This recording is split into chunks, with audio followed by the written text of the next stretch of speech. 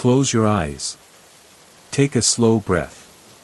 Let the air fall into your chest like a quiet wave returning to the shore. Let the noise around you soften. Let the world move a little further away. Tonight, we travel into a landscape older than empires, older than kingdoms, older than the rise and fall of civilizations. A landscape not carved in stone, but carved in consciousness. The landscape of the Hindu concept of God. Pause for a moment. Feel the stillness inside you. Because to understand the Hindu idea of the divine, you do not simply read definitions. You enter a space. You walk into a different way of experiencing reality. Hinduism does not begin with commandments or declarations. It begins with a question. A curiosity. A wonder that echoes across the ancient Vedas, whispered by sages who sat beneath forest canopies and beside sacred rivers. What is the force behind all this? What is the thread that ties the universe together? What is the essence that breathes life into everything? In the Rig Veda, one of the oldest spiritual texts on earth, the answer appears in a simple, luminous verse. Ekam Sat, Vipra Bahuda Vedanti. Truth is one. The wise speak of it in many ways. This single sentence becomes the seed from which the entire Hindu understanding of God grows. A seed that says, there is one reality, infinite and eternal. But human beings approach it through many doors, many forms, many names. God is one. God is many. God is formless. God is with form. God is personal. God is impersonal. God is within. God is beyond. The divine is not a single definition. It is a spectrum, vast, unending, shimmering across the human experience. This is why Hinduism is sometimes misunderstood as polytheistic. There are many gods, yes, but they are not separate competing beings. They are metaphors. They are expressions of the one. They are like rays of the same sun, colors of the same light, waves of the same ocean. And the ocean, the ultimate, boundless ocean, is Brahman. The Upanishads describe Brahman with phrases meant not to lock the concept, but to free it. Brahman is the source of all. Brahman is the substance of all. Brahman is pure consciousness. Brahman is the unmoving mover, the eternal witness, the ground of being. The Chandogya Upanishad whispers, Tat Tvam Asi. You are that. Meaning, the divine is not far away. It is not outside you. It is the deepest layer of your own being. Pause. Take a breath here. Feel the thought settle. Because around this moment, approximately 400 words into our journey, I want to ask you something gently, naturally. Where are you listening from? What part of the world? And what time is it there for you right now? Tell me in the comments when you watch the video. I want to know who is walking this journey with me, who is awake with me in this quiet hour. And if you feel connected to this exploration, consider subscribing to the channel. It helps me bring more long, deep, calming journeys like this to you. Now let us return to the ancient path. Brahman, the infinite reality. Brahman is pure existence. Pure consciousness. Pure bliss.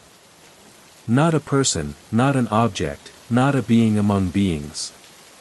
Brahman is the canvas on which the universe is painted, the silence out of which sound arises, the space in which everything appears and disappears. Imagine standing at the edge of the ocean at night. The waves roll in and dissolve. Each wave looks different, but the ocean beneath remains one, continuous, eternal. This is how the Hindu sages saw the world. Everything changes. Everything shifts. Bodies age. Stars burn out. Galaxies collide. Identities evolve. Yet the underlying essence, the ocean beneath the waves, remains untouched. That essence is Brahman. But Hinduism knows human beings need relationship. We long for a God we can speak to, cry to, love, surrender to. And so the same infinite Brahman appears in another form. A personal form, known as Ishvara. Ishvara is God with attributes. God who creates, sustains, dissolves. God who hears prayers. God who takes form for the sake of devotees. This is why Hinduism has stories, epics, avatars, gods who smile, gods who dance, gods who fight injustice, gods who heal, gods who guide. It is not contradiction. It is compassion. Brahman is the infinite sky. Ishvara is the blue color the sky takes for the human eye. The sky does not change. But its color meets us where we are. The triad of Hindu theology, Brahma, Vishnu, Shiva. As Hinduism blossomed across centuries, three grand cosmic functions were personified. Creation, preservation, dissolution. These became three great deities. Brahma, the creator. Vishnu, the sustainer. Shiva, the dissolver, the transformer. They are not three separate gods competing for power. They are three expressions of how the universe breathes. Brahma opens the book. Vishnu turns the pages. Shiva closes the book so a new one may begin. Meditate on this for a moment. Every breath you take reflects them. Inhaling, creation. Holding, preservation. Exhaling, release. The universe is mirrored inside you. This is why Hinduism calls the body a temple. Because the cosmic drama plays out inside your chest every moment. The many gods, symbols of the one. The diversity of Hindu gods can seem overwhelming from the outside. Why so many forms? Why so many stories? Why so many temples and traditions? Because each form of God is a doorway for a different temperament. Some need courage. So they turn to Durga or Kali, fierce mother figures who protect the world from inner and outer demons. Some need abundance. So they turn to Lakshmi, the goddess of prosperity. Some seek learning. So they turn to Saraswati, the goddess of knowledge. These are not separate gods. They are psychological archetypes, spiritual forces, cosmic principles. Each one a facet of the same diamond. In this way, Hinduism is deeply democratic. It does not tell a devotee, this is the only path. It says instead, this is one path. If it resonates, walk it. If not, choose another. All rivers lead to the same ocean. This is why Hindu scriptures never speak of conversion. They speak of realization, awakening, understanding, union, monism, dualism, and the many philosophical schools. Hinduism is not one philosophy, it is a constellation of philosophies. Some schools say, the soul and God are one.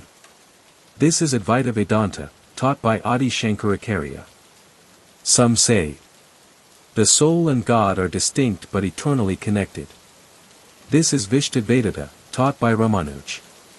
Some say, the soul and God are completely different, and salvation comes through devotion. This is Dvaita, taught by Madhva. Three different perspectives. Three different experiences. One underlying goal. To understand the nature of reality and the nature of the divine. Advaita says, the wave is nothing but the ocean. Vishtadvaita says, the wave is part of the ocean. Dvaita says, the wave and the ocean are different, but the wave finds safety in the ocean. Hinduism embraces all three, because each one is true according to a person's spiritual maturity and temperament. The avatars, God descending into human life. One of the most unique contributions of Hinduism is the concept of avatars. God descending into form to restore cosmic balance. Krishna says in the Bhagavad Gita, "Whenever righteousness declines and injustice rises, I manifest myself." The avatars of Vishnu, Rama, Krishna, Narasimha, Vamana, and others, are not mythological characters in the modern sense. They are symbolic expressions of the idea that God engages with creation, enters history, and protects the moral structure of the universe. Krishna represents divine wisdom. Rama represents divine righteousness. Narasimha represents divine protection against overwhelming evil. Each avatar reminds humanity that divinity is not distant. It walks among us. It guides. It loves. It teaches. The goddess, Shakti, the divine feminine. In many traditions, the divine is primarily male. In Hinduism, the divine feminine is equally central, sometimes even more so. Shakti is the power, the energy, the life force of the universe. Without Shakti, even Shiva is a silent, unmoving presence. With Shakti, the universe dances. Durga symbolizes strength. Lakshmi symbolizes abundance. Saraswati symbolizes wisdom. Kali symbolizes transformation through destruction of ego. Together, they show that God is not only consciousness but energy, movement, creativity, birth, evolution. Atman and Brahman, the self as the divine. One of the most profound teachings of Hinduism is this. The divine is not outside you. It is within you as your deepest self, your Atman. Atman is not your personality. Not your memories. Not your desires. Not your fears. Atman is the silent witness behind them. And the Upanishads declare. Atman is Brahman. The self is the absolute. This is not metaphor. It is realization. It is the moment when the individual wave realizes it was never separate from the ocean. In the end, Hinduism returns to the same truth whispered thousands of years ago. That which the wise call by many names is ultimately one. Close your eyes one last time. Take a slow breath. Let this truth sit silently inside you. Because the journey to understand God in Hindu religion is not a journey outward. It is a journey inward. And that journey never ends.